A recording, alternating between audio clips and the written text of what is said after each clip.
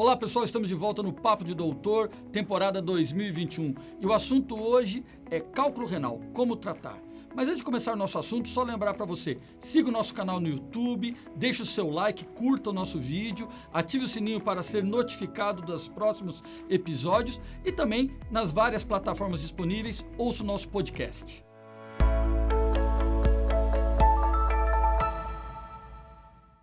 Olá pessoal, estamos aqui em mais um Papo de Doutor e o nosso assunto hoje é cálculo renal, como tratar. E para isso vamos conversar com o Dr. Fábio Torricelli. Dr. Fábio é urologista do Hospital das Clínicas e tem doutorado e pós-doutorado em litíase pela Faculdade de Medicina da USP. Dr. Fábio, é um prazer tê-lo aqui conosco, muito obrigado pela sua presença. Obrigado, eu que agradeço pelo convite, vai ser um prazer a gente poder discutir um pouquinho sobre esse assunto tão importante, né?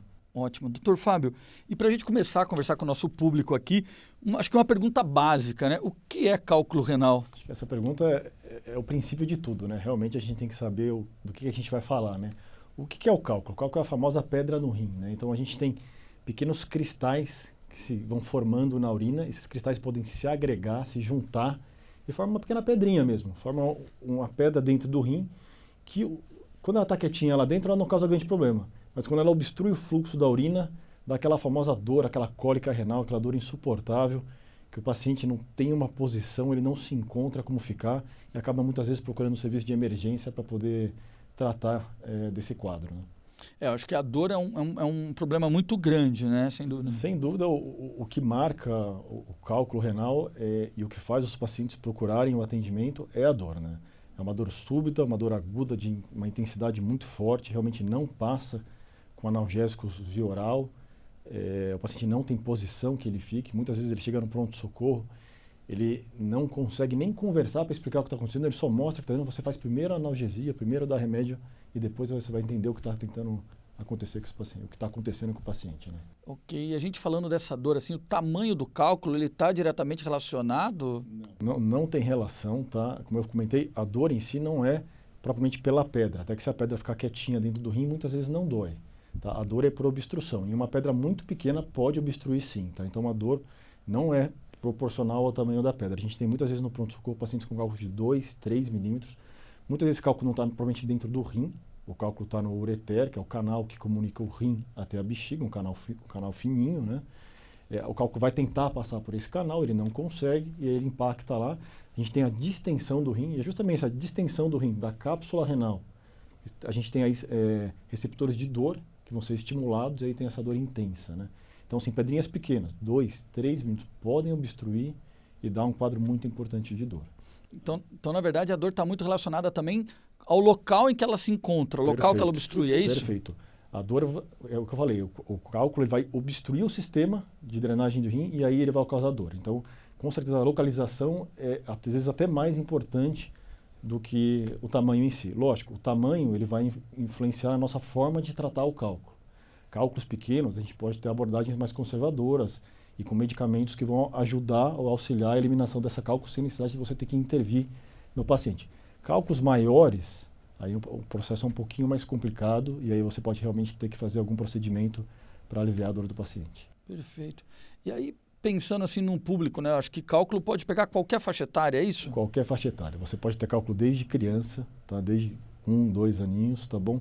Até idoso. Não é comum, às vezes o paciente fala, pô, nunca tive nada a vida inteira, com 70, 75 anos, uma dor forte, lombar.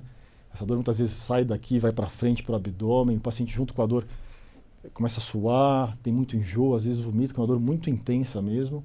Você vai ver o quadro de litíase. Criança, mesma coisa. 2, 3 aninhos, começa a ficar desconfortável.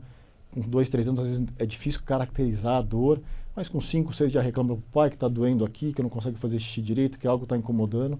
E você vai ver, uma cólica renal, é um cálculo que está dando todo esse sintoma. Então na criança também o sintoma é relacionado à dor, não tem muita diferença? O que muda na criança, assim, o quadro clínico é igualzinho, né? Vai ter a dor, vai ter o mal-estar, não vai achar a posição que melhora. O que vai mudar na criança é que a criança tem esse ureter, esse canalzinho mais complacente. Então, a chance da criança eliminar a pedra sozinho e resolver é maior do que no adulto, né? A gente sabe que o tratamento clínico, o tratamento que a gente chama de terapia expulsiva medicamentosa, né, que é dar remédios para ajudar a expelir a pedra, na criança ele é mais efetivo. A criança suporta melhor tolera melhor isso e muitas vezes elimina a pedra sem a gente precisar intervir. E tem alguma faixa etária que é mais prevalente, assim, idoso, criança, adulto? O cálculo é mais comum, a cólica ela é mais comum no começo da vida adulta, então aí dos 20 aos 30 anos, e depois ela tem um novo pico ao torno dos 50, né? Mas assim, se a gente olhar, é uma doença que acomete todas as faixas etárias. Realmente, é o que eu falei, vai desde da criancinha lá até o idoso, ninguém está livre de... Ninguém está livre, né? E falando assim especificamente, né, um pouquinho mais na criança, acho que a gente estava pensando nessa discussão em relação à criança, mas eu acho que até em outras faixas etárias. A origem do cálculo, ele está muito relacionado à alimentação? Tá. O cálculo de rim, ele tem diversos fatores que contribuem para a formação do cálculo, né? Existem fatores genéticos. O cálculo, muitas vezes que começa na criança, ele pode sim ser de um fator genético. O cálculo genético mais conhecido e o mais comum é o cálculo de cistina, que é uma doença autossômica recessiva que leva a criança a formar cálculos de um aminoácido básico, que é a cistina. Ele não é solúvel na urina humana e forma lá a pedrinha, tá bom? Esse é um cálculo genético, é o mais comum de todos. E quando a gente começa a ter uma criança que tem muito cálculo de repetição, tem que investigar para isso. As pessoas começam cedo com cálculo e desenvolvem a vida inteira. E é um cálculo difícil de tratar, tanto clinicamente como do ponto de vista cirúrgico. Mas todos os outros cálculos, não só da parte de tem fatores ambientais e fatores dietéticos, né? Então, assim, a gente sabe que pessoas que consomem pouco líquido têm uma chance de ter maior de ter cálculo. Dietas ricas em sal, dietas ricas em proteína animal, pacientes com obesidade, sedentários, tudo isso leva à formação de cálculo. E quando a gente vai tratar esses pacientes, não só tem que tratar o paciente que está com dor, aliviar a dor, eliminar aquela pedra, mas tem que trabalhar na prevenção, porque a gente sabe que tem fatores que a gente pode intervir aí, que vão fazer o paciente ter uma chance muito menor de vir a ter outra pedra e sofrer com isso, né? A chance é menor de ter outra pedra se a pessoa fizer essas medidas preventivas, né? Com certeza. Tem um número que eu dou para todos os pacientes que eu atendo, que é um dado bem interessante de literatura, que é assim, um paciente que procura o pronto-socorro com cálculo renal, com dor relacionada ao cálculo, a chance dele voltar ao pronto-socorro com a mesma história em 5 anos é de 50%. Então, assim, é um número bem considerável. E em 10 anos tem casuística que fala em até 80% de chance de você ter uma nova pedra que vai causar sintomas, Poxa. não só uma nova pedra. Então, assim, é uma doença que a gente fala, é uma doença muito prevalente. A gente tem hoje na população quase 10% das pessoas com cálculo de rim, tá bom? E isso está aumentando, tá? Por causa da nossa comida mais industrializada, né? E também de hábitos de menor consumo de ingestão hídrica, fora fatores metabólicos, né? As pessoas estão com mais peso hoje também, né? Isso contribui para ter pedra, né? A pedra, quando a gente fala em cálculo no rim, não é tudo uma coisa só, né? O cálculo mais comum são os cálculos de cálcio, são mais de 80%, né? E são esses que eu falei que estão relacionados a sal e proteína não. Mas a gente tem cálculo de ácido úrico, que é muito comum em paciente com sobrepeso, com paciente diabético, paciente com gota. A gente tem cálculo de infecção, que é o famoso cálculo de Struvita, que é muito comum naquela senhora que tem uma infecção atrás da outra. A gente tem cálculo relacionado a medicamento, que são mais raros, mas existe cálculo relacionado a inibidor de protease, a xantinas. Então, assim, o cenário é complexo, né? A gente tem bastante coisa aí por trás e a gente vai sempre individualizar o tratamento para cada paciente. Ótimo. Mas, ó, pessoal, então lembre, ó, o estilo de vida faz toda a diferença.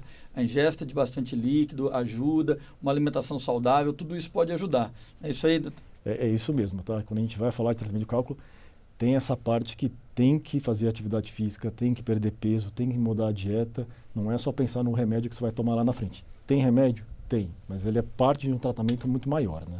E falando já do tratamento, existe assim um tratamento que é geral para todo tipo de cálculo? Existe uma medida que a gente fala para todo paciente que tem cálculo, independente do tipo de cálculo, independente da idade. Tem que tomar mais líquido, né? E um exemplo bobo que eu dou no meu consultório, que é um exemplo que é muito fácil da gente entender, eu falo assim, imagina um copo d'água. Você começa a jogar sal dentro, uma hora precipita, certo? O nosso rim é muito parecido. A gente está lá, o sangue está sendo filtrado no rim, ele está filtrando o excesso de volume que a gente tem, que vai virar líquido, e ele tem que jogar para fora os metabólitos, que tem que ser jogado para fora na urina e ser excretado. Se a gente está com pouco líquido e muito metabólito para chegar nessa urina, essa urina vai ficar concentrada. E a supersaturação desses sais na urina, que vai fazer com que eles se precipitem, os cristais se precipitando, eles se agregam dentro das condições favoráveis, que vão influir em pH, alguns outros fatores que a gente tem na urina, eles se agregam e formam a pedra. É assim que forma o cálculo. Então, assim, se a gente estiver bem hidratado, a chance da gente formar cálculo diminui muito. Então, esse seria uma terapia universal e mais simples impossível, né? Tomar água. Né? Exatamente, muito simples. E acho que isso já vem um pouquinho, né, na questão da pergunta que eu ia fazer agora. Existe um tratamento preventivo, né? Porque é uma situação, uma patologia muito dolorosa, sim. Mas além da água, existe algum outro? Tem sim. A gente, como eu falei, então você tem a parte de mudar hábitos de vida, então perder peso, fazer atividade física, ficar bem hidratado. Vai passar para a dieta, para os cálculos de cálcio, diminui sal, diminui carne vermelha. Quando é de ácido úrico, diminui carne vermelha. Mas a gente sabe que mesmo alguns pacientes, mesmo com todas essas medidas, né, são pacientes que têm uma predisposição muito grande a formar pedra, eles vão continuar com algumas alterações urinárias que vão levar à formação de cálculo. As alterações mais comuns é a hipercalciúria, é o cálcio alto na urina, e a hipocitraturia, que é o citrato baixo na urina. O citrato é uma substância super importante na urina porque ela previne a formação dos cálculos de cálcio. Tá? Os cristais de citrato, eles se ligam aos cristais de cálcio e impede que o cálcio se ligue ao oxalato, que é a substância mais comum de juntar o cálcio e formar a pedrinha. Então, a gente tem medicamentos hoje sim. Hoje, o mais comum para quem repor o citrato é o citrato de potássio, o litocite. Tá? A gente repõe para pacientes que têm cálculos de cálcio, que têm a hipocitratura. E é um medicamento tão importante para fazer a prevenção que mesmo o paciente que tem a avaliação normal, que tem o citrato normal, quando a gente faz a medida, mas se é um paciente que tem recidiva constante dos cálculos de cálcio, a gente dá citrato também, acreditando que a gente pode melhorar isso aí e diminuir a prevenção. O segundo medicamento para diminuir cálculo seria tratar o cálcio urinário. E aí entram os diuréticos tiazídicos, né? O mais comum é a hidroclorotiazida, que vai diminuir o cálcio da urina, e com isso também as pessoas vão ter menos pedra. Né? São os dois grandes medicamentos usados para tratar pacientes com cálculo. Tá? Ótimo.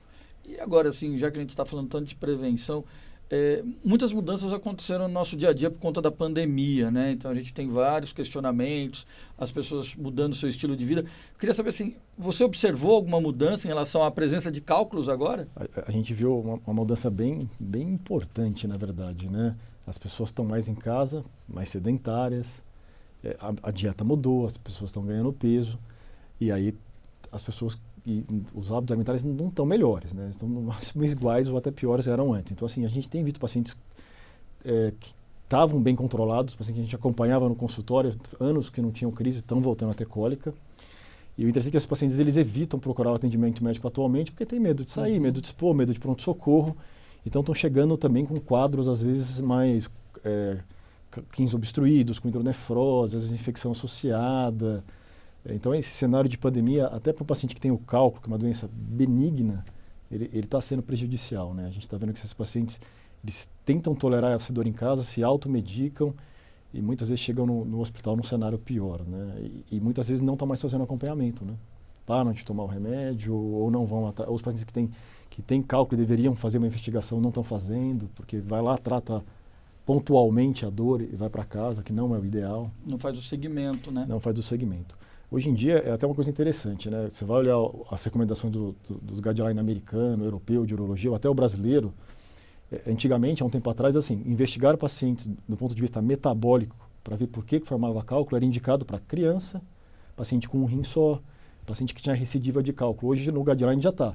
Pacientes que desejam fazer prevenção, mesmo que tenha tido um episódio, é obrigação do médico oferecer. Então você tem que alertar para o paciente quando ele tem um cálculo, que ele pode pesquisar a causa disso aí e que se ele tiver interesse a gente pode fazer uma avaliação para descobrir o que está por trás da formação da pedra. E é interessante, né, o que você falou anteriormente em relação a até 50%, 80% podem ter recidivas. Aí a pessoa está em home office, começa uma dorzinha, ela pode achar que é uma lombalgia, né, uma postura inadequada, e não é. Esqueceu que teve o cálculo lá no passado. Isso é uma coisa interessante. Sim. Na verdade, o paciente que ele já teve cálculo, ele consegue, quando ele começa a ter cólica de rim de novo, falar, essa cólica é do rim, porque é uma dor diferente, não é aquela dor que vem vindo. Não é um incômodo só. Não é um incômodozinho, é uma dor que o cara realmente sofre com a dor. Puta, ele para o que está fazendo, não consegue se concentrar em mais nada, toma um remédio, dois, toma tudo que tem em casa e não passa. Então, assim, o paciente que nunca teve, é isso aí. O que está acontecendo? Minha coluna, será que eu travei? Será que eu peguei peso? Eles não sabem o que está acontecendo. O cara que já teve, Vai saber. Ele lembra e fala, puta, acho que eu tô tendo cólica de novo, que tá doendo de uma forma que eu não tô conseguindo controlar. Muitos de vocês estão se identificando agora, né, com a dor que o Dr. Fábio está falando, né? Não, é o que eu falei, é uma doença hoje que 1 em cada 10 a 12 pessoas da população vai ter. É uma coisa extremamente comum. Né? 10 a 12 é um número muito... É o que eu falei, o último dado americano, que é de uns 5 anos atrás, fala em 8,8% da população geral, sendo 10,5% dos homens. Então, 1 a cada 10 homens tem pedra nos rins. Né? No Brasil, os dados são mais escassos, mas a gente teve um aumento de internação nos hospitais de 15% nos últimos anos devido a cálculo. Né? Então, assim, a gente não tem os dados de prevalência clara no Brasil, mas a gente sabe que o número de internações e de atendimento por cálculo está aumentando. Né? Porque é uma doença que eu falei, ela é muito relacionada a questões ambientais, dietéticas, isso sofreu grandes alterações nos últimos anos, então a gente cada vez encontra mais nas pessoas. Né? Bom, só fazendo um overview aí do que o senhor falou, né? A pergunta seria, só o tratamento medicamentoso é suficiente? Né? Ou a gente também tem que pensar muito em todas essas ações ambientais, alimentares? Eu acho que o ideal é... O tratamento medicamentoso muitas vezes é o mais fácil, né? A gente que é médico, para o paciente, me dá um remedinho, aquele comprimidinho que eu vou tomar 2 vezes por dia e vai resolver o meu problema. Mas não é o ideal. Tá? Na verdade, eu diria que é até longe do ideal. A gente, na verdade, sempre começa com uma coisa que a gente, quando na faculdade, a gente ouve muito, né? Mudança do estilo de vida, né? Uhum. Tem que mudar. A pessoa tem que perder peso, tá bom? A gente sabe que, por exemplo, a obesidade aumenta a excreção de sódio, aumenta a excreção de cálcio, aumenta a excreção de ácido úrico, diminui o citrato na urina. São todas alterações que levam à formação de pedra, só por estar com sobrepeso ou obesidade. Então, tem que mudar o estilo de vida. Dieta é fundamental. Hoje a gente come muito produto industrializado, coisa enlatada, embutidos, tudo muito rico em sódio. Tem que diminuir isso aí. Né?